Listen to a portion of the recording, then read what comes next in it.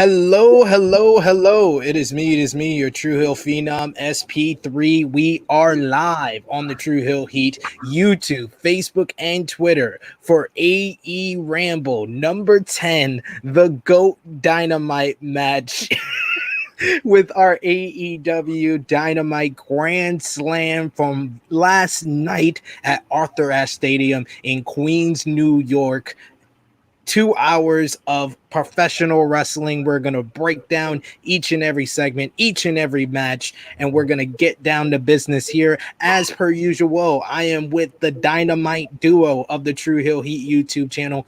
First up, we have the hot take machine of the True Heels, the fringe heel, the omitted heel, Malachi Black's best friend, Marcus Cash.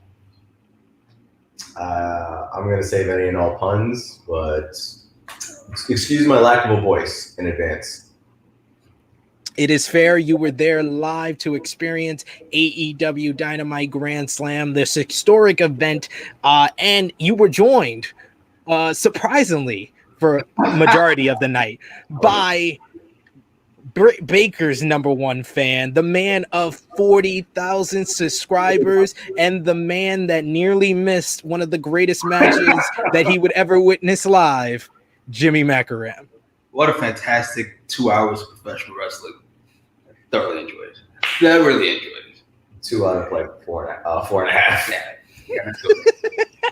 Well, at least he can watch on Friday and everything will be brand new. But yes, we are here for AEWramble number 10, your favorite AEW Dynamite review of the week with me and the Dynamite duo. So you know what to do, folks. Drop a like on this video, share this video with all your wrestling fans, friends, and family on all your favorite social media platforms. If you are new to the True Hill Heat YouTube channel, hit that subscribe button, hit the bell to stay notified. We just hit 1,600 subscribers on the True Hill Heat YouTube channel. So we are slowly approaching our goal for the end of 2021 of 2,000 subscribers. So become a part of the community. Hit the subscribe button, hit the bell to stay notified. We want to hear your thoughts on AEW Dynamite Grand Slam in the live chat for everyone watching us live. If you're watching us on demand, in the comment section below. But to make sure, because we try our best to highlight all your comments, all your thoughts on the big show from last night, but to make sure that we highlight your comment, we see your hot take, we see your opinion on any of the matches from last night, a super chat donation is always appreciated. $1 or more, we will highlight your comment. We'll get into it with the Dynamite duo,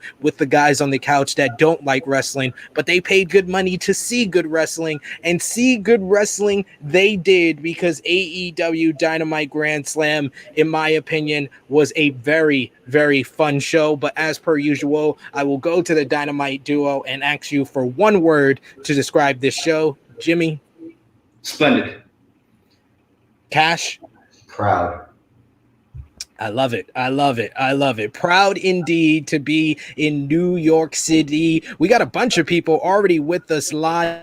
Thank you so much for joining us. We got viewers from France with us right now. Biz H, Anugu, you can give me the pronunciation if you want in another comment. Hi from France. Thanks for joining us. We got the Negro Buck, Nick Jackson, who was here live for our live watch along last night on Grand Slam with Ness. He says, sup SB3, sup Jimmy and Cash, sup chat. We got Iceman 1181 saying hello there. The show was so good. We got Frantic World, one of our elite good eggs here, saying what's up SB3, Jimmy, Marcus, and chat. See, they say your full name, Marcus. They love you. They love you here. They love you. We got our usual producer who was working hard, I heard, at Arthur Ashe Stadium, getting more people to subscribe to the channel. He's a team player, saying good to see my good luchador friend Marcus Cash in person. Sorry I didn't get to see Jimmy. I know he likes to beat the traffic. Those of you keeping score don't understand that comment. I brought my El Generico mask with me to the event.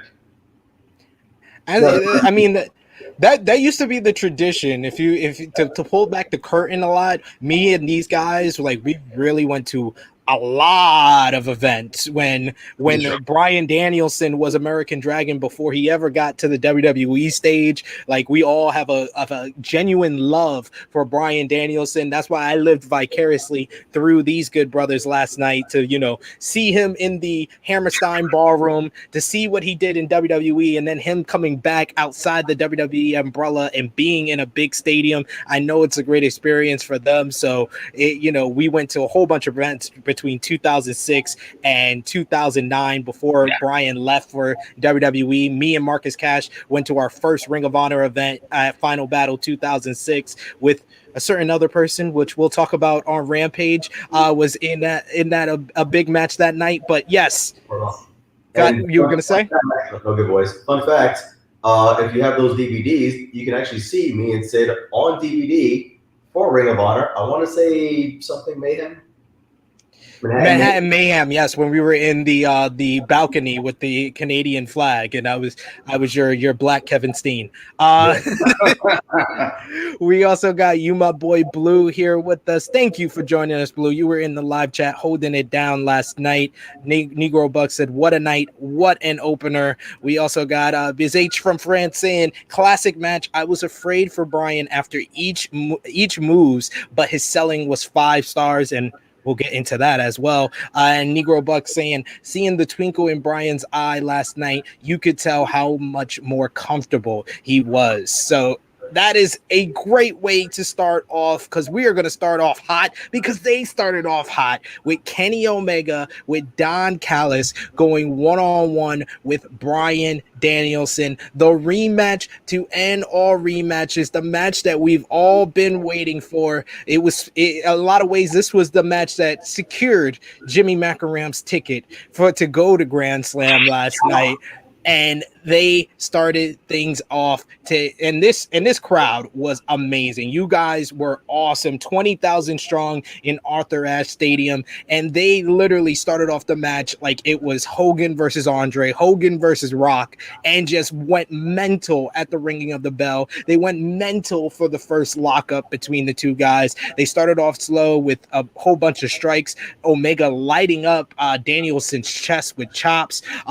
Danielson responding back with kicks to the chest. We had a whole bunch of spikes for like the vast majority of the first 5 minutes or so, and then the guys just started going full speed ahead. We got more strikes. We got running forearm, Omega with his Terminator dive. I know that must have been great to see in person. Then the match really started to go into like the second, third gear when the guys went to the ramp. We first got Danielson pulling out cattle mutilation, which was I'd pop for that so much, seeing cattle mutilation. He also pulled out a half till 5 referee. He then hit a bazooka knee on the ramp from the top rope, and then he started lighting Omega up with the mid kicks, but Omega countered a mid kick with a brutal snapdragon suplex on the plexiglass ramp, and then he hit a full freaking sprint V trigger to the head of Bryan Danielson. Back in the ring, it was just nothing but big moves back and forth. Danielson with a top rope back suplex, Omega with a crazy dragon suplex from the top rope, avalanche dragon suplex. He also hit a buckle bomb, which looked like it broke Danielson's wrist at one point. Couple of more V triggers. These guys were just hitting big move after big move. Danielson laid in the stomps. We even got a "you're gonna get your fucking head kicked in" chant. He locked on the label. He tried to lock on the label lock, but Omega got to the ropes. He hit a couple of more V triggers. They countered big moves before a kick sent both to the mat. They traded headbutts and then closed fist right hands. They traded more strikes, and then the bell sounded to give us a 30-minute time limit draw, and it was exactly what I said it was gonna be. That was exactly the finish I wanted, but the crowd in New York seemed like they were very upset. After the match, Danielson still wanted to lock on the label lock. He still was looking for it as the ref was trying to pry him off. The Elite came down, the Young Bucks and Adam Cole, to take Danielson off of Omega. They hit a triple super kick on Danielson until Christian Cage and Jurassic Express came down to make the Elite go packing. My God, this I've said it. I've said it before for your Omega match. I thought Omega and Pac had it sealed up as the greatest AEW Dynamite match of all time. Then I thought earlier this year, Britt Baker and Thunder Rosa kind of took that mantle. And now we are here in September, and my whole top 10 matches of 2021, I had to rip it apart. I have to redo it now because, my God, this was an absolute classic, a wrestling masterpiece, a wrestling masterclass, a clinic. I thought that this was 5 stars. They finished. It did not get me mad at all because that was exactly the finish it needed to be. Neither guy needed to take a loss. This is only the 5th draw in AEW history to go along with Cody versus Darby, Cody versus Orange Cassidy, Pac versus Moxley, Jungle Boy versus Chris Jericho, and now this 30-minute time limit draw, just the perfect result. What was your thoughts seeing it live and in person, Marcus Cash? I loved it. I guess is the best way to put it. Definitely one of the best matches I've seen as well. I spent a lot of this match really concerned as well. Like, I know they're pros and they're safe or whatever, but I know Danielson's here specifically because he wants to be reckless. So that's a great way to say it. He wants to be reckless. No, I want to be reckless. Landing on his neck, taking what's that? Dragon suplexes, like off the top, all those beats on the ramp. The one on the ramp, that he sold that. He started convulsing on that one. That was the best sell ever. He started grabbing at his arm, like he got a stinger in his neck. So yeah, a lot of concern. I popped for Academy mutilation as well. I popped for when he's holding your wrist and he's stopping you in the head. It felt good to have American Dragon back instead of just Bryan Danielson or whoever he was playing. It felt good to have the Dragon back. So it was exciting. Can't wait to see however many matches he has left in him. Can't wait to see all of those. Dragon's 40? I believe so. How old's Omega? Omega's about 37. What was your thoughts on this one, Jimmy? This is why me and Cash have a firm disagreement about retirement ages in wrestling. It certainly wouldn't be 40. It certainly wouldn't be 45 because to me, late 30s, early 40s is when you finally understand everything you're supposed to be doing. And Dragon and Omega, who are already 2 greats at the now advanced ages, are even better somehow. The subtle selling, the hand fighting, the get the fuck off me, the wrist tie-ups, and then fucking Omega grabbing the hair and Daniel slapping him off. It was obviously the big spots, cattle mutilation, get your fucking head kicked in. I've got to a 5 rep, which I made it for. It was fucking fantastic. I was so hyped, so relieved. I thought I missed that spot. You called the finish. Props to you, 100%. I love the way they did the finish, though. Where it wasn't like, oh, Dragon's got him beat, and oh, there's the rep. Nope, it's 2 guys still trying to punch up. It was completely even at the end. That's why I prefer that. Like, I had someone tell me that they wanted Omega to be in the label lock at the end and tap. I was like, no, that makes it seem like because the story of the match was simple. It was Omega has been wrestling. He didn't take all these months off, so he was mostly the better wrestler for much of it. Danielson, any type of comebacks he got, it was cut off because he was still rusty. And then towards the end, that's when they really were at even playing field, when it was like they were fighting exhaustion and stuff. It was just great selling overall and great storytelling. Selling the arm early for Danielson, then the neck later on. I fucking love that fucking match. I'd go 4 3/4. I love that fucking match. I don't know when they do this again, but I'd love for this storyline to lead to their Iron Man match. I'm gonna say if they do Punk and Joe, where they went to draws twice and then did the 3rd match, I'd be here for that. I mean, if they are, because hey, I know the Hangman Page is kind of the cloud around the AEW World Championship scene, and he's the perfect guy to beat Omega. No one's gonna deny that. The story's there to pay off, but after this match, I totally agree with you guys. I want it to go longer. I want them to have the championship match at Full Gear. I know a lot of fans have said, I know a lot of people have said, oh, they want Paige versus Omega because it was 1 year ago. Omega beat him in the world title eliminator. But I'm like, Paige, if you look at the schedule, Paige's hometown is the Dynamite after Full Gear. So guys make me sick. Stop trying to take Hangman shine. Listen. I'm not taking his shine. I'm just saying, give us the match at Full Gear. Just give us the match. If Omega beats Danielson, that's a bigger goal for him to beat. For Paige to beat. He becomes a bigger star if he beats Danielson, and then he seems like he's no. For Paige to beat him. You guys have talked yourselves into circles to try to fucking get this match again. Listen, no to all of that. First of all, I love you too. First of all, but by the way, I want to congratulate them because we know Omega and Danielson, by the way, and even though they went 30 minutes, I felt like they had so much left on the table. They left so much on the bone. So much. But to me, Omega and Dragon don't need the belt type of match. It feels very superpower-ish. So Hangman takes the belt off Omega, and then we can do Dragon and Omega again. Hangman can move on to Miro or whoever the fuck, and we can just do Omega and Dragon for the next 6 months or whatever. But we're not taking Hangman's moment, not to know any reason at all. I don't want to hear it. I'm not taking his moment. I'm saying that you prolong it. I'm not interested. You prolong it. You prolong it till 2022 so we can get more Bryan and Omega. Or we realize we waited too long and that moment's passed. I'm sorry. Oh my God.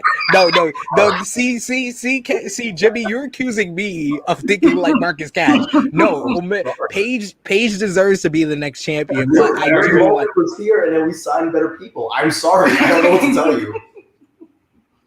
You're outrageous. You're outrageous, sir. Oh, right. God damn, that move right there. The entrance ramp V trigger. God damn. Yo, he couldn't stop. He went over the ropes. And this is what I mean. This is why I'm pissed out. They're professionals. Dragon is as close to the ropes he can possibly be to lessen this fucking blow. This was fucking fantastic. I love that goddamn match.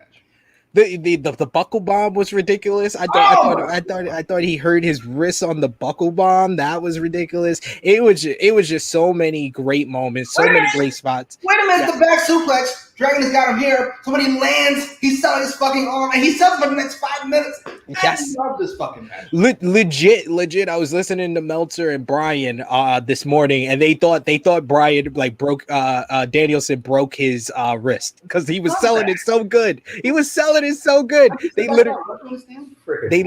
literally had to check with people at AEW, and yeah, he's all right. He's all right.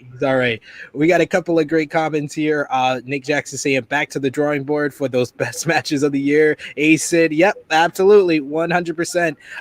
Bazoo says the only complaint I can make, it's not the fault of the wrestlers, it's the advertising during the match, but can understand it's on free TV. I mean, these guys got to see it live and in person, but I thought the ad break was the perfect timing.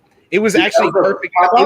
It happened. No, it happened right after the V trigger, so that it gave Danielson time to sell. Omega just beat on him in the ring, and then as soon as we came back, we got the buckle bomb. So it was the perfect timing to put the ad break, and it was only a 90-second ad break, so I can't even get mad at them for that. You got to make your money. The moment with the water bottle.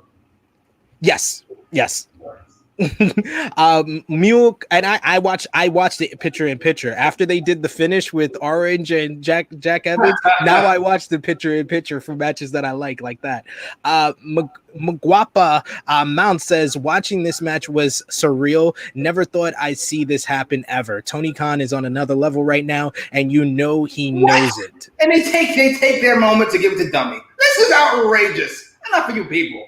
I hate that so much. I can't knock it. You're ridiculous. Fifth generation Carney joining us. Welcome. Bazoo says Iron Man match 60 minutes. Let's go. I don't even need it to be an Iron Man match. Just give them the AEW world title match and just go 60. They've had 20-minute time limit draws. They've had 10-minute time limit draws. This was a 30-minute time limit draw. They've never done a 60-minute time limit draw for a championship match. I think these are the two guys to do it. The Iron Man match. Why? So they can. Brett vs. Shawn Michaels was my least favorite Iron Man match. Exactly. It had no falls. It had no. That's my. I totally agree with you. Well, actually, that's my second favorite Iron Man match. Brock and Angle, I think. Brock and Angle is better. Brett. I mean, Rock and Triple H was even better. It's better. It's better to me. It is. The Iron Man match, you have to get falls. You can't have the no falls. That's what made I rewatched Brett and Sean this year for True Rewind. It's one of the boring 30-minute matches. Like, it's a boring first 30 minutes, and then the last 30 minutes, it's like somewhat picks up like 10 minutes, like at the 40-minute mark, and then eventually, like with 15 minutes left, they actually have a match because Brett lays down in that headlock for like 20 fucking minutes of the match. Like, it's ridiculous. Frantic World says Kenny versus Bryan in a last man standing match. I don't hate that. Truly Hill Romeo says, would have had any other match open the show, though. This should have main evented. Yay, women, I get it, but nah, that shouldn't have closed. Nah, I totally disagree. I like the fact that AEW gives you the thing you wanted to see most first. They did it with Punk's debut on Rampage, and I love this start to the show because this made me more invested in the rest of the night. Maybe for the live fans, it took a lot out of you, but I think they booked after the Omega and Danielson match very well. The only thing that would pick people up is CM Punk, and then after that they had the match that probably people were least interested in. So eventually, by the time we got to the tag team match, honestly, when you got to Cody and Malachi back, you guys were loud as hell, but we'll get to that, or how y'all was loud as hell for that one. But I thought the booking, the placement of the match was perfect. I would normally agree with Romeo, except for the fact that if you're going to do the draw, you can't end your show on a draw. Absolutely. And you want to make sure you have enough time to not fuck this up. Exactly. 30 minutes is actually 27 and a half. Thank you. I think that's a short-sighted take, 100%, Romeo. We love you, but that's a short-sighted take. Nick Jackson saying amen. Jimmy praising you. We also got Muguapa Mount saying, when I heard the last match had an hour time limit, I got so confused, LOL, but I was still happy overall the entire night.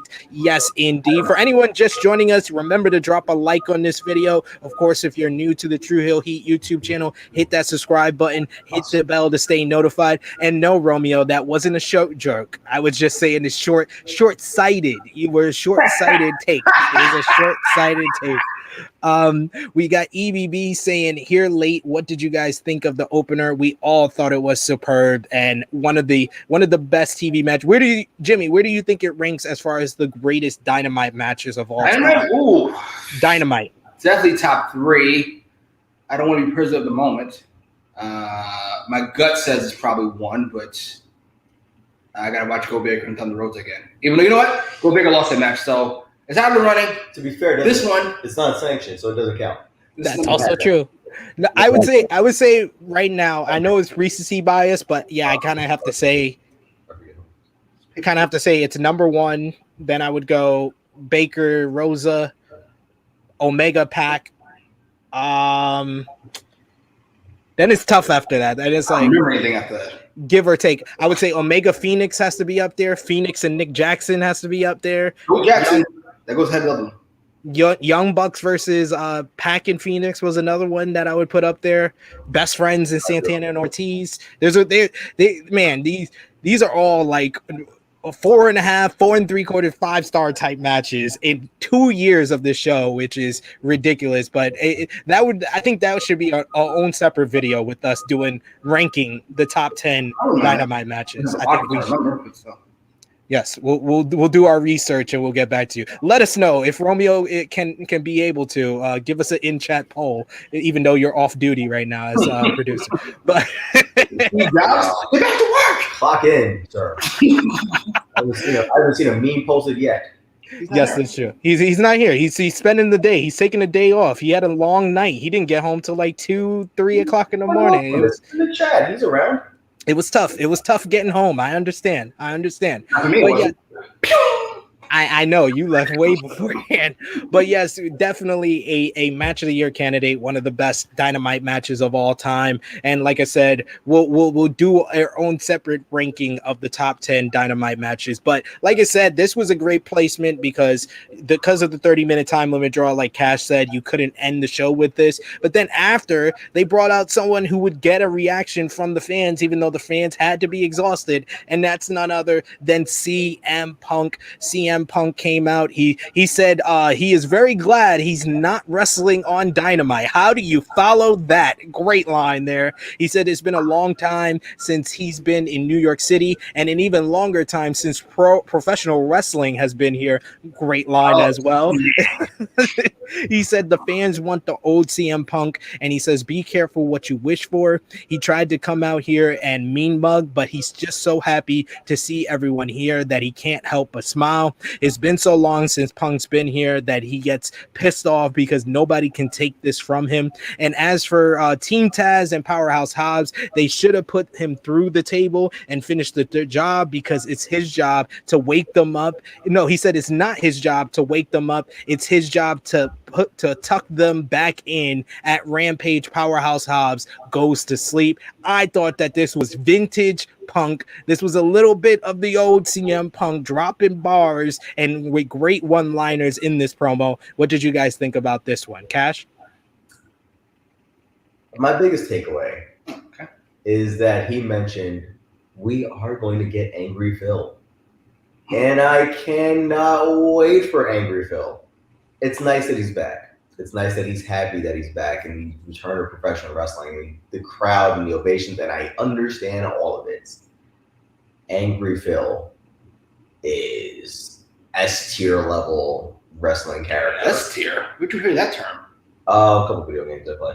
Fair enough. But S-tier level wrestling character, and I cannot wait. I always pop for a survive if I let you thing, right? Hobbs is going to go to sleep. You should have killed me when you had the chance. Great line. He put over the opening match. He gets it. Like, if we can teach promo class at AEW, Would be fair. Kingston, Punk, Baker should be like the people that lead the promo classes. You know why Punk gets it? Why? He's a Paul Heyman guy. Huh? So all those basics, how to sell shit, how to get back to the shit you're trying to get over, he just gets it. CM Punk was in his bag tonight. Oh, last night rather. He was hyped. You could tell he was very hyped. He's always in the moment. Like, he doesn't come out there too rehearsed. He just knows his talking points, what he wants to get over. I felt like it got over Hobbs more than it probably should have. Like, we just watched Omega Dragon. The only person who positive all that AEW is CM Punk, who feels maybe like a bigger star, quite frankly. And then actually. He's talked. Yeah, I thought the pop would have died down after the opening match. He might have got the biggest pop of the night. Oh, he did. It was just like, Jesus. Crowd lost their shit for the opening match. They found it and we lost their shit for CM Punk. And then he's talking about Hobbs like as if it's his equal, quite frankly. And that put him over big time. I'm here for Punk going forward after Hobbs, after Starks. I don't know where he's going. Somebody else young, but I'm here for it. Boy, I think is on his list. But that'd be Angry Phil. Yeah. Well, skinny Punk, you're not fat skinny, you're just skinny. I'm fat skinny. Okay, I know a thing about fat skinny. No, but yeah, I can't wait for it, and I love the fact that he's here specifically to put people over, and then goes extra mile to put people over. Yes. You have to big up the people you're about to face, or if you want to beat them and it means something, that's what you have to do. And Punk knows the basics, and that's why he's one of the greatest promos of all time, and he proved it here on this night. I give some hype to my least favorite person in professional wrestling ever. To be fair, Hogan does that better than anybody ever, quite frankly. Something Cena and Rock can learn from, quite frankly. Indeed. Of course, we're trying to highlight as many comments as we can. You guys are awesome in the live chat. Remember, super chat donations are always appreciated, and it makes sure we highlight your comment for sure. But we got to go to the second match on the night. MJF with Wardlow versus Brian Pillman Jr. My God, if they were loud for CM Punk's entrance in cheers, they were just as loud for MJF with boos. And I thought it was great that his I don't know if you guys saw on social media, his parents had a sign because they were there, and they was like, "We gave birth to MJF, and we also think he sucks too." That was just great. And MJF, with the perfect response, quote tweeted it and said, "Fuck off, mom." That's a heel. That's one of the GOAT.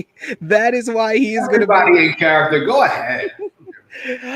So Pillman, MJF extends his hand for a handshake, but Pillman reverses it. He doubles legs and comes out very fiery and hot after all the trading of barbs leading up to the match.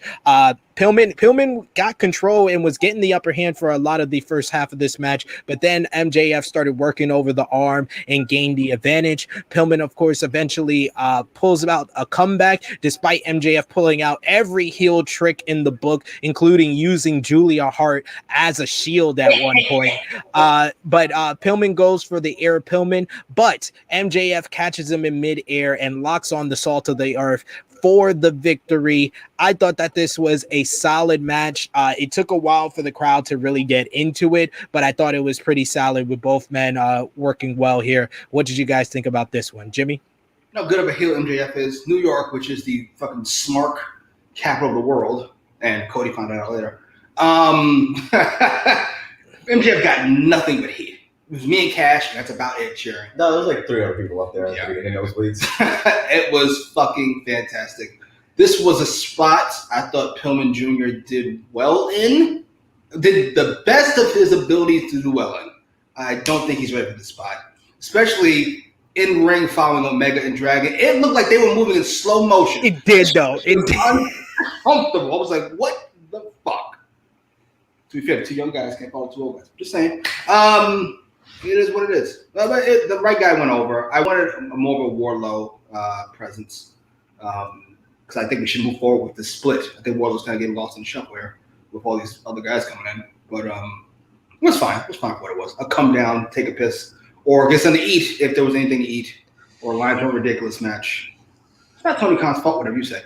Fair enough. I heard the concessions was not ready for 20,000 people. To be fair, the concessions at Arthur Ashe Stadium are atrocious. I will say that. But here's what I'm saying. If I told you, if you're not a wrestling fan, and I told you a non-WWE wrestling event is coming here, you'd be like, great, I get the day off, essentially. You wouldn't expect 20,000 fucking people. Bro, they ran out. First off, they don't have enough concession things up there. People working there are not quick enough, and they don't have enough stuff. They're not, like, food. How is food sold out after your first show and you have a whole second show to go? Like, what? In terms of, 1 second, we have some guests. That's the Arthur Ashe police trying to get you for ratting on them. I've made my opinion pretty clear. Brian Pillman had no business being here. That being said, he did none at all. Well, he was in MLW. Nobody cares. Whatever. Yeah, he didn't. It wasn't like he's going against MJF. Let's boo MJF, cheer him. It was mainly let's boo MJF, and that's it. Yeah, he got cheers in spite of him being him. But yeah, he did his job. He tapped out clean, fairly decisively. I don't want to say it's like when people go into business for themselves, but it felt a little bit like that in appearance, because it felt like not only were they going slow motion, but they were purposely going extra slow in like slow motion. Like it felt like it was decided upon that we're gonna go like at half speed. I disagree. Brian Pillman's really slow. No offense, sir. He is, but MJF is not as slow. We gonna go faster than he's going? I mean, he can already work circles around him to begin with. It was good. That's a stretch. That's Marcus Cash. I think I went the farthest and I said solid. I thought that this was well wrestled for where these two are at. I mean, MJF. She has a nice personality. It was serviceable. It was yes. It was last call at the bar and nothing else has worked. The Frankie Kazarian special. It was serviceable. Yes. It was serviceable. Next up, we had Chris Jericho and Jake Hager were asked about Dan Lambert and the Men of the Year. Hager said, Men of the Year, more like Boys of the Week. And I groaned. Jericho challenged Lambert to bring American Top Team to Rampage. I know you guys have already seen Rampage, so we won't spoil anything I know one of you has seen Rampage, so we won't spoil anything for anyone who has it. You guys can join us on Friday for Friday Night Warriors as the good fellas will watch it live, give their live perspective, because Romeo, Chris G were there live, so they'll give their live perspective as it's on TV, so we won't get into that here. But next up, we had our third match of the night, a grudge match, as it was Malachi Black with that awesome entrance versus Homelander. Cody Rhodes with Arn Anderson and the returning for the first time since she had her beautiful baby girl Brandy Rhodes. The two men they wrestled to a stalemate at first. Black surprised him with a leg sweep. At one point he dropped Cody to the outside and went for his fake dive into the Indian sitting position, and then Brandy came in the ring and sat in front of him and flipped him off. That was the first sign that I was like, okay, this is not a Malachi Black match. This is definitely a Cody Rhodes match, because this seems like this is going to be overbooked. Cody sent Black to the ramp and hit a disaster kick. He went for a springboard, but Black countered with a running knee. That's when they went to commercial break. When we came back, we got a cradle exchange, and then Black immediately hit a spinning heel kick. Cody fell limp to the floor. Black looked like he was trying to put him back in the ring, but eventually he went back inside, and Cody cut off the 10 count. Then in what was a weird situation, in my opinion, you had Arn Anderson on the outside. He was on one side of the apron. He tried to get over to the other side, I guess the side he was supposed to be on, and then he totally fell off of the apron, and time stood still. And then Arn eventually got back on the apron. Cody ran into him. They had a little bit of an argument on the floor. Back in the ring, Cody got the advantage. He looked like he was about to punch the referee, which distracted the referee enough for Malachi Black to do the poison mist and roll up Cody with a small package to get another victory over Homelander, and that definitely popped the crowd. I think the crowd was probably the third participant in this match, because boy, oh boy, did y'all hate you some Cody Rhodes, and were y'all a part of House of Black. So I'm going to go to Aleister Black's number one enemy, Malachi Black's number one enemy, Marcus Cash. How did it feel to hear that reaction, and what did you think about the match? So you asked me for a word earlier, and I said proud. This is why. Thank you. From, I wouldn't say my heart, but it's 10 sizes too small. But thank you from my heart to everybody in New York for hating on Cody Rhodes with the visceral hate that you did hate on him with. The fuck you Cody chants that came from the 300 sections. The House of Black chants, all of it was amazing. And hilariously, I think Cody Rhodes was caught a little off guard by it, which made it even better to watch. Shocked Cody did not win. There was a part of the match where not only did I expect Cody to still win, it looked like Cody was about to tap out Malachi Black with a figure four.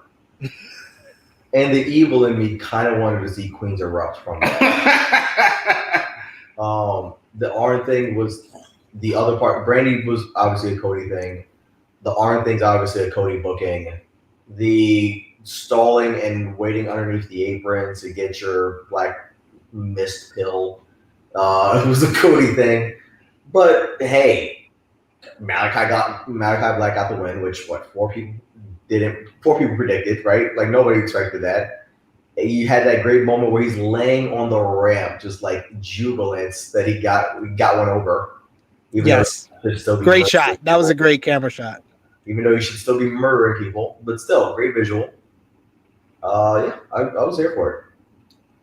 I might be a sadist, however, but My least favorite thing in movies when somebody gets killed who deserves it and we don't see their reaction beforehand. Like, they just get shot in the head. I want to see the fear in their eyes when they know they fucked up. To see Cody's face as fucking 20,000 people boo him is what I'm here for. It was one of those like John Cena at Hammerstein Ballroom type reactions that he had. Yeah, he was prepared for it. Like, you're probably gonna get booed like a lot. Cody was like, "Wait, me? For real?" He's like, "My nigga, for real?" It was like, I ended racism. I brought my black money. What do you want? He was like, I thought New York had a whole bunch of minorities. Like, what? And then black people love me. Okay, fair enough. It was like, all right, we're in Queens after. And then they kind of played it off rather nicely with Malachi saying, "Listen, it's the House of Black." Yes. Fuck it. And then Brandy to be handled the best, probably. She looks very unfazed as she flips the middle finger and everybody's booing. Very unaware. To me, I didn't hate most of this match. I thought it was well worked. Cody's an amateur wrestler. Malachi Black is trained in Muay Thai. They kind of did some of that stuff early on. Then we got into the Cody spots, and I'm just, oh, Jesus. Here goes Arn. Because Arn Anderson, who's been a professional wrestler for 100 years, doesn't get from one side of the apron to the other. And then I lost my balance because I'm 80. And he falls down. Like, Jesus, what the fuck are we even doing? And then Malachi Black, who watched Cody last time, by the way, pretty fast. Just, he needs some this. Cody was with a black woman.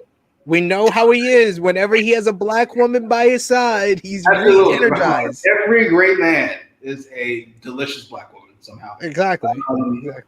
It was what it was. I wasn't going to go because this match was announced. Before Dragon was announced, this match was announced, and I was like, you know what? I don't need this in my life. I would have been very sad to have missed the experience of Cody getting booed and looking at the crowd. I'm in love. If Cody doesn't go heel because of this, I'm about to say maybe this is a wake-up call. Do I have a feeling they're gonna Vince McMahon this and say, well, Malachi Black is super over and New York is fucking weird, so you know. Maybe, but I think that they can tell a story with the poison mist changing Cody. Like they can, like, you know Cody. He's got to be dramatic. The Cody verse even further. I'm here for it. He's been exactly. I just see that coming. We got a super chat donation from Easy Attack Professor Chris from the NWA podcast. Thank you, sir. Setting the bar high. Everyone else gotta follow suit. You don't have to go as high, but you can still donate and support the channel. He says, I honestly think that Cody was anticipating the boos just based on the way the match was booked. Haha, we are booing him, but AEW might not exist without him. That is a good point. And Cody, I'm just say it this way. Cody is not as bad as some people on social media make him out to be. They compare him to Triple H and Jeff Jarrett, which he is not. He is not that bad. Trying. Giving it a valiant effort. Hey, Jeff Jarrett was never this good in the first 2 years of TNA. That's all I gotta say. And Triple H was never this good once Austin and Rock left the business. Like he became it's all about me. I'm in creative now. Now we're gonna spend the next 3 years about me and people I want to push. That was Triple H from 2002 through 2005, and that was pretty much the same amount of time with Jeff Jarrett from 2002 to like 2007. I think Jeff Jarrett wins this. Is not that close. The people that he fucked up Monty Brown, AJ Styles. I will never forgive him for Monty Brown. Never, ever forgive him for Monty Brown. But yes, I totally agree with you, Professor Chris, that it did seem like the way they booked it midway, like once Black heard the boos, it's kind of like he shifted to being more of the baby face because Cody is the one that's getting outside interference. Cody was the one that was kind of working heel. And I love the spot where, he hits the crossroads. And like you said, Cash, it was like kind of that threat of, do they want to see Queens riot? And it was so close, and that was a great near fall. So I like the way they it seemed like they changed the course from Cody being the babyface to Cody working more heel in this. I think Cody's oblivious. So you take that. I think it's more oblivious too because Cody and his constant interference, his entire face run, has always felt more so like Hardy Boys with Lita, where Lita hits a moonsault and somehow they're not getting disqualified. Like that's what it feels like to me. It's Matt Hardy, ironically, who was not here tonight. At least during Dynamite. Thank God. They spared you for that. They spared you with that one. This is We got Ninja Mortis saying Cody's gear, the worst gear ever. That's what I'm saying. It's oblivious. It's New York. You come out in a cape? For real? BCH saying Malachi entrance is just one of the best in my opinion. Frantic World says I was happy that Black got the win. Fifth Generation Carney saying it was great to see the New York crowd do the right thing. I like that. I want to say you put do the right thing because it's Cody. Has to be.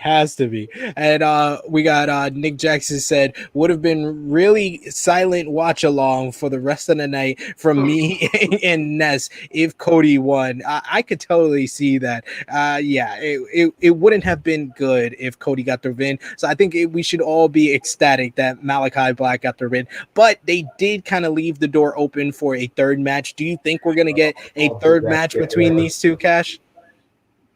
Any interest in that? No. Do you think we're going to get one? Do I think we're going to get one? Yeah, because Cody has to get his win. I don't. If they did have one plan, I think they'll cancel it unless they're going to do a double turn, which I would not mind. Wouldn't hate it.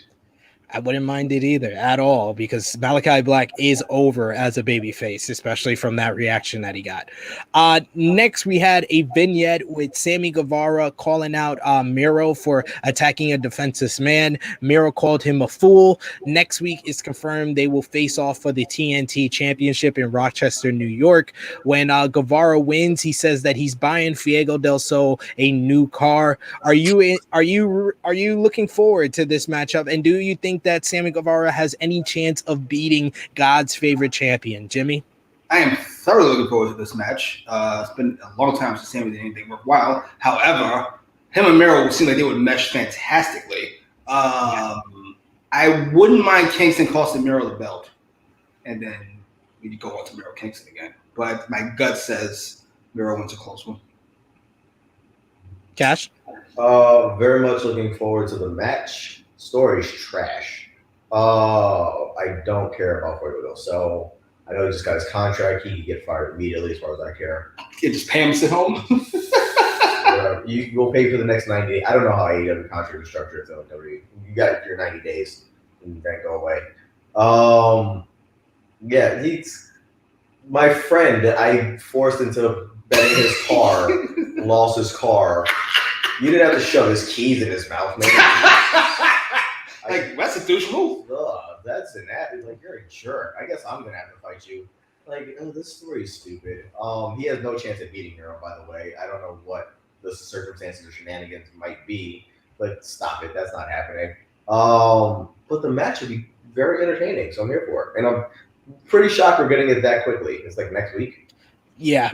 I mean, they had to come back next week with a big match, and that seems like a suitable one where you're not giving away too much, but it still can be like the main event of the show. And I would say Sammy's in the question. If I had to think of like three guys to potentially beat Miro, I would think it's either Sammy, Eddie Kingston, or Jungle Boy. So there is a slight chance that Sammy gets the win, but I think Miro does get the win in this one.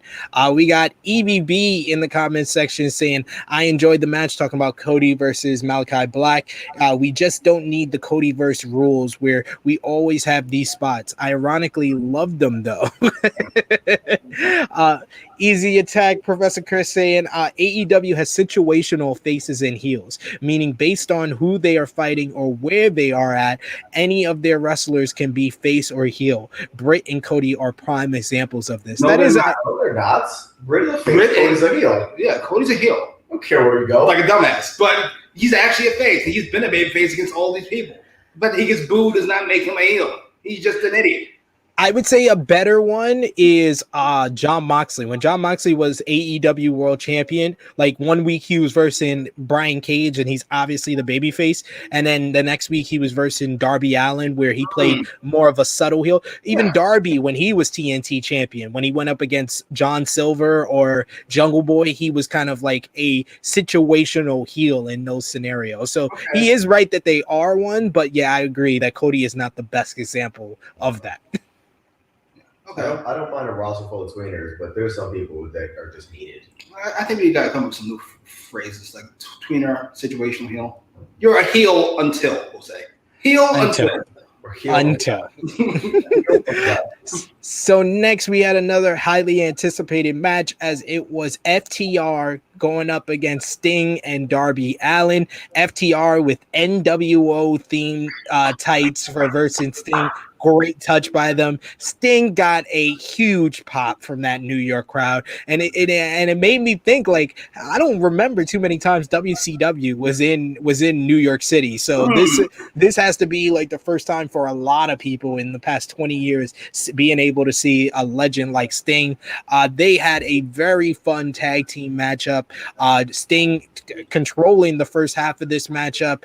Darby Allin came in with his coffin drop based offense on FTR until FTR caught him on a dive to the outside and propelled him into the ring apron. They isolated Darby Allin until he made the save. Sting came in with a crossbody off the top rope. He then eventually locked on the Scorpion Deathlock, but Cash Wheeler tried to save Dax Harwood by bringing him to the ropes, but Darby cut him off by hitting a coffin drop off the top ropes on the apron on Cash Wheeler, which brought Sting to bring Dax into the middle of the ring to make him tap to the Scorpion Deathlock. I thought that this was so much fun. This was a little bit of nostalgia on the night. The fans were hot as hell for Darby and Sting. FTR played their role so well. They even had a little spot that kind of was like a baseball type of tease in it. That was just great stuff. They're just so smart workers. Not the greatest tag team of all time, like Cash will say, but they are a excellent tag team nonetheless, and this was a very fun match, and probably, in my opinion, second or third best match of the night. What did you think about this one, Cash? The not enough proclaimed greatest tag team of all time. Not enough proclaimed. They and the heroics of Darby Allin, I won't dismiss him, carried 97-year-old Sting to a very great match. He's trolling. He's trolling. Sting was great. He told me at the event that was a fantastic Sting match. It was. So now he was carried. It was a fantastic Sting match. Okay. Thank you, Dax and Cash. And Darby. Ridiculous. No, but it was a really good match. It was really fun. Sting looked great. I hate saying it, but Sting looked great. And the Yo gear, obviously we popped. I like that we did not get like a shatter machine and then a kick out or anything. They just didn't get to do their finisher at all. They just didn't get that far. The Scorpion Deathlock that almost gets broken up, but Darby makes a save with the coffin. That's drop. a great spot. Great spot. I love that spot. Yeah, I have no complaints. This was chef's kiss. I thought I was gonna be bored with this match a little bit, all things considered, but it was great. Complete credit to all four guys for a good match, I'll say. Though the silence FTR came out was a bit jarring, considering where they've fallen and how far they have. You thought the Pinnacle would save them. No, it's made it worse. They're still tumbling. What part that's the Young Bucks heel turn? They're now distinctly third or fourth. Yeah. On the roster. It is what it is. I thought Sting looked really good. Not fucking Flair Sting good, but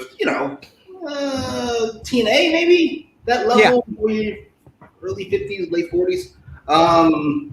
Darby to me is a star. The fact that his pops were rivaling Sting's, whose pop was way louder than I thought it was going to be, is jarring.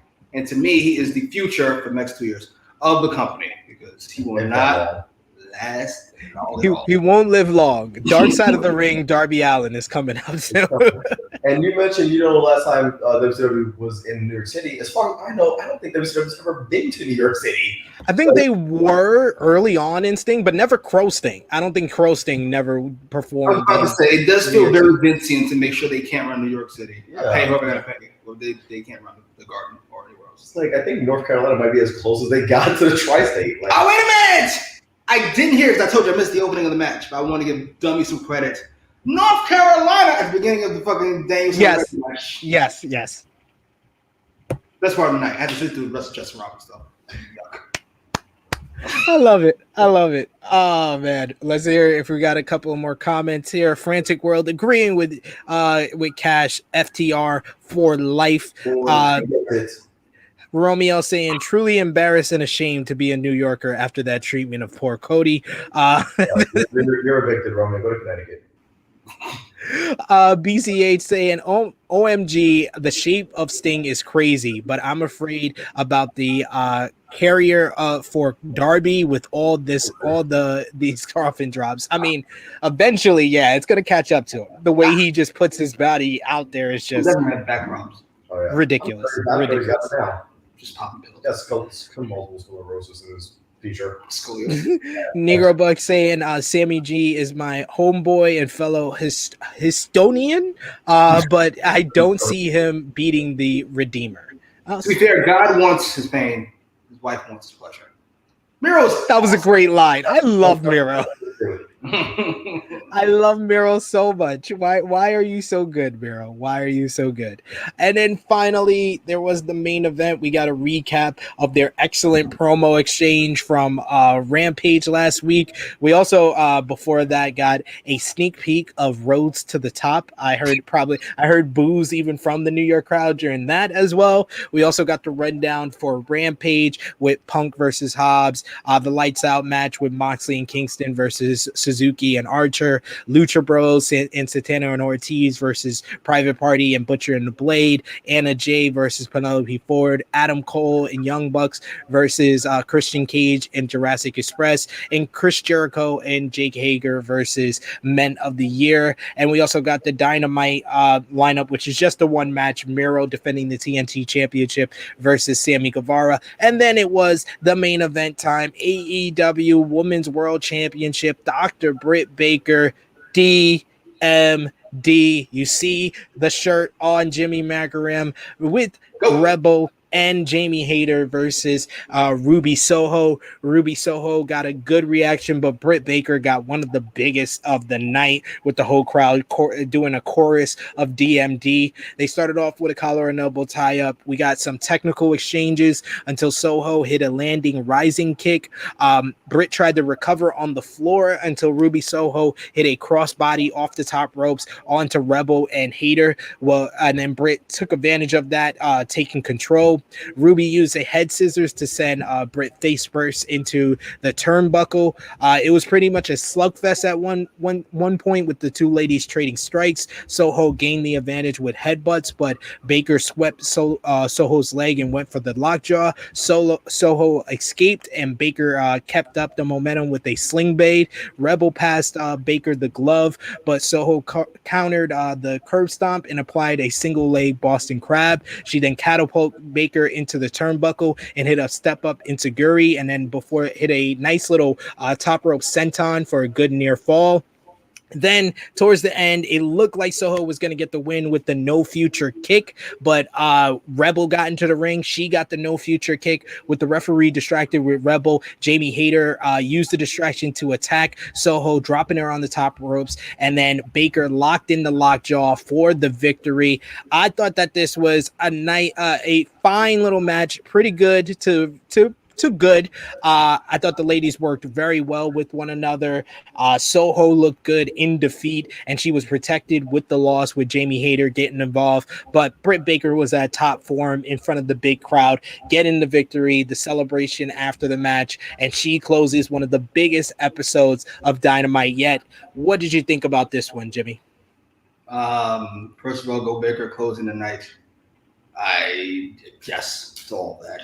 I must say, thank you, sir. I must say, after she turned heel and stole the GOAT title from Go Banks to Go Baker, I have not loved the wrestler any more than I have Go Baker. And I was impossibly nervous watching this matchup. We're main eventing. We're in New York. We got this girl everybody loves except me. I'm not here for a Ruby Soho title run at the expense of Britt Baker. But luckily, Tony Dummy did not let me down here at all. Go Baker went over. Soho lost time. They said, "What?" You know what? I appreciate the comment, but I don't agree with that. It took 3 people to beat her. Yes, and it may hate her look like the problem solver, which is what she is. Yeah. I don't mind a not clean win. Go Baker's over enough to where, at this point, how many months do you have left? 3 as the champ. Go Baker. She's been champion since May, so this is going on 4 months. Okay, so she's got another 4 months left. Maybe we can start getting into like the cheap wins here, where she's barely holding on, putting people over before she loses to Statlander or whoever the fuck. I think Thunder Rosa. You know what? I totally forgot about her. I thought maybe that's why they put in the main event. And Thunder Rosa was going to make a save because I imagine New York knows her. Yeah, I wouldn't. You know what? Shit. Yeah, that should be who takes it. It should be Thunder Rosa. That's the big rumor from the last couple of Wrestling Observer newsletters is that Tony Khan wants to build up that one in 2022 as the biggest women's match in AEW history. And they're thinking about making it maybe like a steel cage match or some type of stipulation that's one up from their lights out match. Go, dummy, not fuck. He's gotten better. I will give him credit. Ever since he got CM Punk and Bryan Danielson, all of a sudden he'll be doing all of a sudden. Oh my God! Did we just hear Jimmy Macram compliment Tony Anthony Khan? I give credit where it's due. He was awful in the beginning. He was bad towards the middle, and now towards the end, now he's got all his talent, won't listen to his nonsense. He's gotten pretty good. It only took 10 episodes of AE Recap, about 50 plus episodes of AEWramble to get here, but we got here, folks. Cash, what did you think? He also clearly watches our show.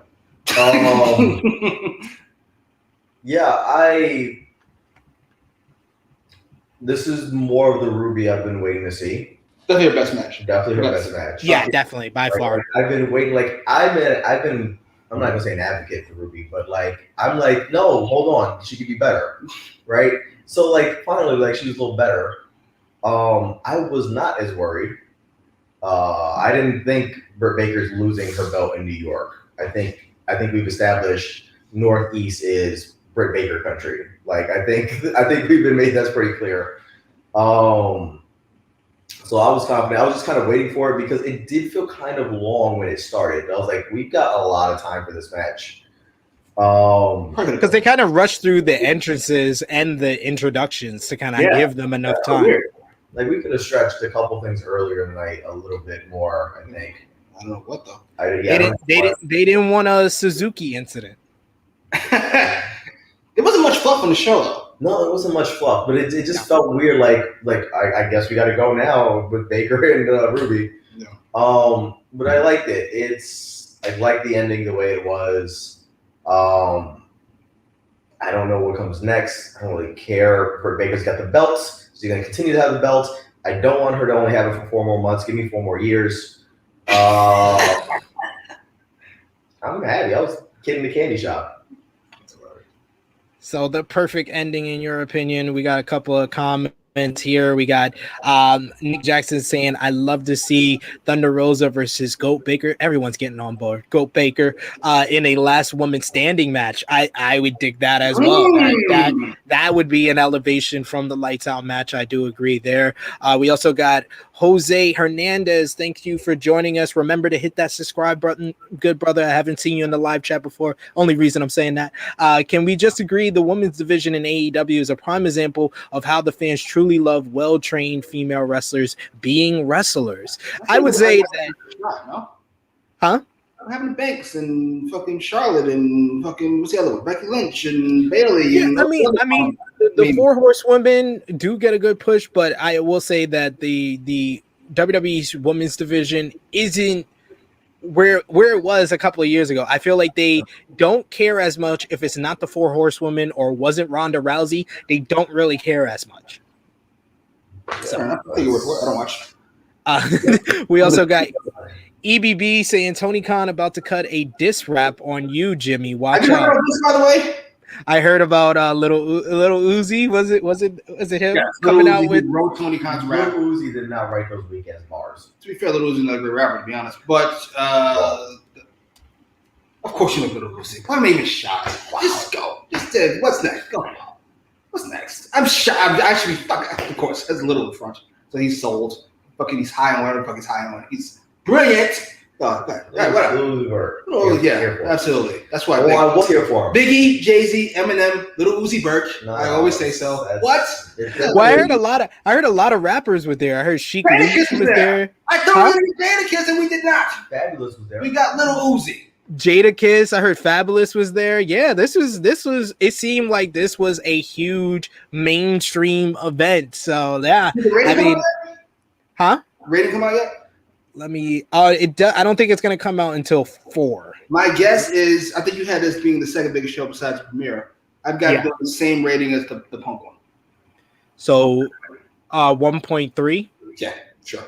I think it ties their debut. Wow, you guys after seeing the reaction, and because Punk and Danielson was first, and you can expect like midway through, people are telling, "Yo, go turn on this show." I can see that getting 1.5, and then overall them doing between 1.3, 1.4. We're going on a ledge. I say we have a new record. Wow, I think he's lost your mind. I would say that this is probably was as hyped as like a WrestleMania SummerSlam type of card on weekly TV. Because you people deal with nerds. I'm just 1.3.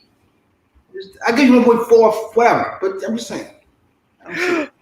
We got Frantic World saying Tony Khan said he wants Grand Slam to be every year. Do you guys like that idea? Yes. In theory, but we got to do something about those concessions. I would say that this looked great visually on TV, so I would love for this to be at a pay-per-view, maybe Revolution or like full gear at Arthur Ashe. I can see them doing something like that, but I do agree this was the first time, so the concessions and stuff around there for the people at the live event needs to get better. But I can see visually this looked great, and I can see them doing a pay-per-view at Arthur Ashe. And let's flip it. Let's make Full Gear some bullshit TV special, because that's an awful name, and just make Grand Slam the pay-per-view. There you go. Compromise there. We got Romeo saying Thunder Rosa got the arbitrary huge pop for being the first wrestler we saw on AEW Dark. No, that's the Thunder Rosa pop. Do not disrespect Thunder Rosa by saying arbitrary. She always gets a big pop. It doesn't matter where. He said obligatory. Like we had a pop because it's Thunder Rosa. Was what I think. No, he said before being the first wrestler we saw. He literally says for being. Yeah. If that was if that was Peter Avalon, I don't think they're popping. I think we both agree, so you should tell Romeo that. Exactly. Gotta say hey to Josh Bowen just joining us. You could rewind to the start and hear our full recap of AEW Dynamite Grand Slam. EBB saying, I thought it was a bit, but Jimmy actually hates Tony. I want to hear the reasons, actually. If you say he's a terrible booker, I would be shocked. Watching right now. As many people as possible. If you say he's a terrible booker, I'll be shocked. You haven't heard. Listen to me. What? Before the last 2 months, get rid of the last 2 months. Get rid of everything pre-punk. Post-punk. Stay with me here. When I say, what do you like about AEW? You would go, the matches are fantastic. The promos are fantastic. I can't wait to see this week after week. At no point in time would you mention, this was a tightly booked show. Yes, I would. It would stink. Malachi Black, just in the last 2 months, his booking's been all over the place. He can't beat this one. He can't beat that one. I can attest to that. I'm just saying. The booking of Malachi Black post-punk still sucks. But in the last 2 months, he's cleaned it up. I don't ask for much. Just get your shit together. The fact that he's not Vince, you don't get any obligatory points from me because I don't like WWE, so I don't care. I care about what I'm saying. What I'm saying is bad booking. Including Malachi Black. Ridiculous. Tony Khan is the 2020 Booker of the Year for Wrestling Observer, and he's already sealed up 2021, ladies and gentlemen. Other bookers are worse. That don't count. Romeo says, I get why it was called Grand Slam. Grand Slam equals 4 runs. Dynamite plus Rampage 4 hours. Good call there. Jose Hernandez saying the women's division in the WWE is far spurs in talent and good matches to AEW. I wouldn't go that far. Because we'll say. Yeah. WWE. Yeah, WWE is top heavy, so they have some of like the elite female workers, Charlotte, Becky Lynch, Sasha Banks, of course, Bailey, Asuka, NXT has Io Shirai and those folks. So I would say they're good there. AEW, I will say, has gotten way better at trying to build an entire division where they just had people. Now the individuals on the AEW women's division have personalities. Like you won't get confused a Dr. Britt Baker DMD to a Ruby Soho, a Ruby Soho to a Jay Cargill, a Jay Cargill to a Thunder Rosa to a Nyla Rose to a Tay Conti. So yeah. So they're getting better, and that brings me to another point that we didn't discuss as far as like news coming out before AEW Dynamite Grand Slam. Andrew Zarian of the Macram podcast said that AEW is instituting a new title. I see that you commented on that post on a social media account, and then Andrew Zarian on Speak Now on Denise Salcedo's post show for AEW Dynamite Grand Slam on the Wrestling Observer YouTube channel confirmed that it will be the TBS Championship and will be akin to a women's version of the TNT Championship, with AEW Dynamite and Rampage moving to TBS next year. What are your thoughts on AEW getting a sister title to the AEW Women's World Championship, Jimmy? I have a healthy hatred for this. I like it slightly more than the women's tag team title belt, but I mean, I guess in theory, it could work. It could work in theory. However, can we make sure we have this shit straight before we move on to the next shit? Jesus fucking Christ. I do agree there. The women's world championship division is gotten better, but it's not the best it could be. So I do agree with you there. I would have been more preferred for a women's tag team titles than the TBS, because they do have women's tag teams that can be out of the championship scene, because you got, in the championship scene, your Britt Baker, you got your Ruby Sohos, you got your Thunder Rosas, your Jay Cargill. The tag team division could be Tay and Jay. You could have Penelope Ford and the Bunny. Riho and Sheeta could be another tag team there. So there are other tag teams and people that they can have outside of the women's division, but the TBS Championship, I gotta wait and see on that approach. Cash, what's your thoughts? Yeah, I'm all the way out on it. Not as out as I would be on a tag team, because I'm not here for the last one, so that's 2 tag teams for a division. Why were we on the last one? Because that feels very Vincian to put them together. Put them together. Hey, it could be Riho and Emi Sakura. Emi Sakura trained her. I was already out on this. You guys look exactly alike. Why are you going to make me more out on this, bringing in Emi Sakura? But I'm still out. Like you mentioned, they did a good job bringing everybody up. So all these like D+ players are now like C+, B- players. So everybody's come up, right? But we don't have a lot of A players. So why do we have 2 belts? Even if it's the women's intercontinental title. Like, you know what I'm saying? Like, I understand we have people we want to promote. So we want to promote Baker and Thunder Rosa and Jade Cargill at the same time. But all 3 of these already feel better than the women's intercontinental title. It feels like this is a ploy for content. Like, we just want to get you to stick around. So this match you wouldn't give a fuck about, it's now a title match. Look.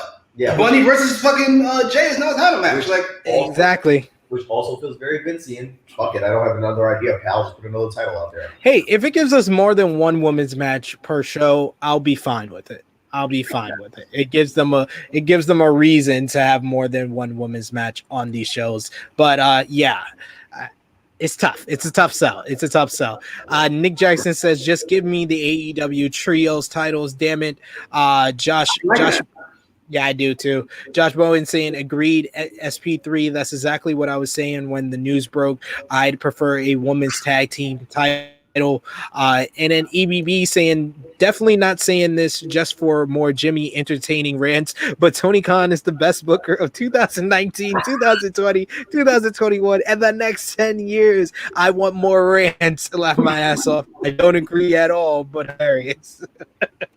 They're just feeding you. Brother. He might be the best booker, but when you're playing against 5-year-olds, that's not impressive.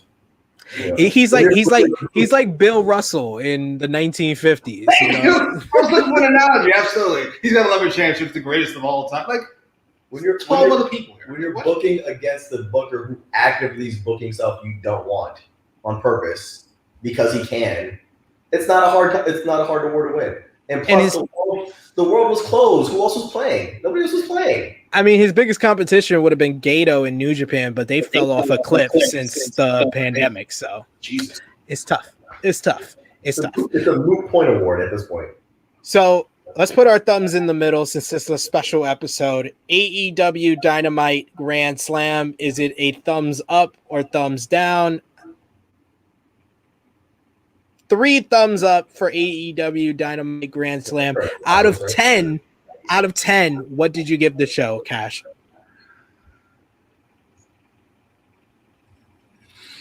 9.5. Wow. I think for the first time ever on anything we've ever done, me and Cash agree. 9.5 out of 10. It was my rating for this show. And literally 8.5 is Omega and Danielson. Yeah, like if FTR wins, I think we got a 10. That's hilarious. I said because we got one great match, we got a great promo. If we could have got another great promo or another great angle or even another great match, I think it's an easy 10 out of 10. But that's why I gave it a 9.5. But one of the best Dynamite episodes of all time, in my opinion. Jimmy, what's your rating? I got it at a 9, maybe a little less than that, because I agree with you too. Essentially, the first 2 parts are so splendid that you can kind of taper off the rest of the show, but we didn't close out or have a middle match super duper strong. Let's say fucking the main event was Go Baker and who's that shit a big match with? Not Thunder Rosa. Nyla Rose, that match they had in the tournament. That was the main event. I'd go, okay, you know what? I'll give you 10. I'll give you 10. That was really good. Or even if it was Britt and Chris Statlander, that match they had at All Out. That was a fucking match. Yes. Yeah. I go 10. You bookmarked it, had a great punk promo. Everything was fantastic. But it is what it is. Yeah, let's say you put Brian Pillman Jr. in there. Relax. If this was old Cody, maybe we would have got a great match there too. So who is the LVP of this episode? I am gonna go with Arn Anderson. Poor Arn. He just needs. Yeah, he needs to give it up. We need to not have him involved in every finish for Cody. I think it's a co-LVP for me. Cody and Arn Anderson, the co-LVPs. Jimmy. I want to give somebody not named Cody, but I cannot. Brian Pillman is a solid contender. I'm just saying, we just had 2 great segments. But yeah, I give it to Cody. Cash. Yeah, I'm not going to put this on Arn because this is Cody versus booking. And also, we all just skipped over it. There was like a shoving between Arn Anderson and Cody, so now I got to deal with that storyline where Arn and Cody aren't getting along. Like, I don't want any of this. This is all Cody's fault. And as excited as I used to be for the Cody Federation when it started, I'm not here for the Cody Federation now. That's true. You used to call it the Cody Federation. He did. And how has that turned on you? So bad. That's turned on you pretty bad. That tape did not age well. No, it didn't. It got the F out. Great comment here by Josh Bro. And Dynamite was good, but not 5 out of 5 because it didn't have Hook. Hooker stand up. To be fair, we saw it live and we exactly. Yeah. Exactly. They got their hook. They got their ample supply of hook for all the hooks. They got even some hobbs for all the hobbits. Hookers and hobbits, stand up and put your thumbs up. Hookers is taking off, actually. Hookers is taking off a little bit in the live crowd. There you go. And we made a sell for hobbits, so at least 2 more people are on board. There you go. Hookers and hobbits. We made a sell? We made a sell for hobbit. Question for you, Cash, from EBB. Without spoiling, how was Rampage? Not Dynamite, but it was good. I enjoyed it, but not 9 out of 10. Yes. For anybody asking, because Jimmy was there live, why I'm just asking Cash. Jimmy left after Punk versus Hobbs. Wait a minute, almost left after Punk versus Hobbs. I heard the Young Bucks music, and I had to see Go Jackson, Nick Jackson. I watched the entrance, then I left. You're ridiculous. You are ridiculous, sir. Did you give us you gave us your LVP, right, Cash? Yes, Cody. Absolutely. Okay. MVP of this episode. I think the reason why we're doing all of this and not match of the night, I think match of the night is unanimous. It's Omega, and Danielson. So I am going to go with Bryan Danielson as my MVP. I love Kenny Omega. Kenny Omega was the best bout machine and some of the closest that he's been to what he was in New Japan. But Bryan Danielson just had about 4 or 5 months off and then came back and gave us a match of the year candidate after his last match in WWE was a match of the year candidate against their Universal Champion Roman Reigns. He comes back here and gets a match of the year that's even better than that one against Kenny Omega, the AEW World Champion. My God, Bryan Danielson, even in a shortened year, he's had 3 of the best matches I've seen with those two and the triple threat from WrestleMania and even his Fastlane match with Roman Reigns. This guy's put on 3-4 match of the year candidates in a short amount of time. Bryan Danielson, one of probably my all-time favorite because I saw him start from the bottom and then make it all the way to the top. So Bryan Danielson is my MVP. Cash? I was gonna say Bryan Danielson as well, but specifically for giving us back, I was gonna say bring it back, but giving us back the American Dragon, bringing back Cat Mutilation, bringing back the stomps, bringing back the 5 count thing. It's like ROH Bryan Danielson. The only thing that was missing is he didn't interrupt Justin Roberts to add in some specific line on his cue card about himself that he used to do in ROH. I guess that would be heel Dragon, maybe. But, yeah, no, it was great seeing him back. It was like, I remember that guy. I missed that guy. I didn't have that guy for a long time.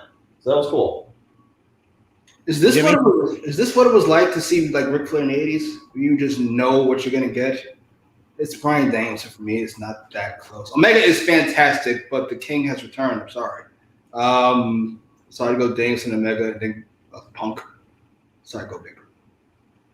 Right? A show or Go Baker's honorable mention. Crazy indeed. A couple of more comments we can highlight before we wrap things up here. The dude in Dork saying, yeah, but if that Booker argument was true, then TNA would have smoked WWE when it made its big push a few years ago. WWE been badly booked for years. That is a good point. They didn't have consistency. They changed Booker several times. They went for Russo, and then went with Jared, then went with Russo, and then with Vince. I mean, Cornette. Hogan, and come on, okay. And nobody saw any of it, so... Oh, Josh Bowen saying it's easy to make Britt Baker look like a star when WWE's women's division looks like crap other than Alexa. It's easy to make her look like a star when she is the most personable fucking women's wrestler of all time. It's easier to make her look like a star when she is a star shining among us. Yes. Frantic World saying I can see the FTW and the new women's title being only on Rampage. They're not defending the FTW title. Nick Jackson agrees with us. Arn and Cody are co-LVPs, and he says the MVPs are the fans. That's a cop-out answer, in my opinion. The fans didn't do anything. They were there. They were loud. Y'all were loud. Don't get me wrong. Y'all were loud. Y'all added a lot to the atmosphere, and y'all got a great night of professional wrestling, but I can't give y'all the MVP. They're not the MVP, but they do get honorable mention. But not all the fans, just the ones that booed Cody Rhodes. There you go. That's fair. Romeo saying LVP is the architect of Arthur Ashe Stadium for that lack of space in those concourses. Here, architect of a wrestling show. Yeah, absolutely. Get more stands. Frantic World, another one comping out MVP, the crowd. No. Can't give it that up. Nick Jackson saying hookers unite. So you got me back on your side. Yes, hookers unite. EBB with a super chat donation. We got a final question for us. What you see being the title match at Full Gear? I said it before. I'll say it again. Bryan Danielson versus Kenny Omega 2 at Full Gear. Jimmy? Hangman Page versus Kenny Omega. Kenny Omega shows up on Dynamite and says, we gave this bum his match. He didn't beat me. We move on. Things can go away for 4 months. Adam Cash. Page in a title match, maybe for the TNT title, but Omega and Danielson in an Iron Man match. Ugh. We got MVP from Josh Bowen saying was Sting beating up on the little kids. That shit is hilarious. It stays taller than you think, by the way. And Romeo saying fans don't deserve MVP for how they treated Cody. And Nick Jackson saying Hangman Page versus Kenny Omega has to be. It has to be. Someone agrees with Jimmy. Cash. That is all for our AEW Dynamite Grand Slam review for AEWramble number 10. Cash, please let the people know where they can find you on social media, sir, and anything else you got going on. I'm in and out sporadically, but I'm on his channel at Jerry Back on YouTube, where you'll see Sid as well. At My Battery's Dying without the G on the Twitter because it did not fit. I don't have any energy, so you have time to follow me and say something stupid because I don't have time to respond. I don't have the energy, so you can get away with that for a little bit. Very classy. That's perfect. Jimmy? At Jimmy Macram on the Twitter, on the YouTube, on Instagram, we'll be back on there eventually. Where I respond to very random wrestling messages that pop up on my timeline. What's the fucking guy with the dress names? Enough with the black shit. I get it. Black people are awesome. All right. Enough. Do you have any actual takes, sir? Leave Phil alone. Phil's a homie. You can follow me on the Twitter machine at TrueHeelSP3. You can follow the gang on Facebook, Twitter, and Instagram at True Heel Heat. A whole bunch of great stuff going on the True Heel Heat YouTube channel. So definitely, it's a great time to subscribe to the channel. Coming up on Saturday, of course, we got True Heel Heat 144 with special guest 4-time Emmy Award winner Chris Van Vliet. Going live tomorrow, we got Dark Side of the Ring Season 3, Episode 9 review of Chris Kanyon. It's going to be covering the career and the passing of who better than Kanyon? Nobody. So check us out tomorrow. Myself, Miss Chrissy Love, and maybe Mr. Romeo if he's off his vacation following AEW Dynamite Grand Slam. He could join us as well. So remember to drop a like on this video, share this video with all your wrestling fans, friends, and family on all your favorite social media platforms. If you are new to the True Heel Heat YouTube channel, hit that subscribe button, hit the bell to stay notified for all the great content right here. For Cash, for Jimmy, it is me, your True Heel Phenom SP3. This has been AEWramble number 10. The GOAT Dynamite match. Bryan Danielson versus Kenny Omega. It was fantastic. We are signing off until next time.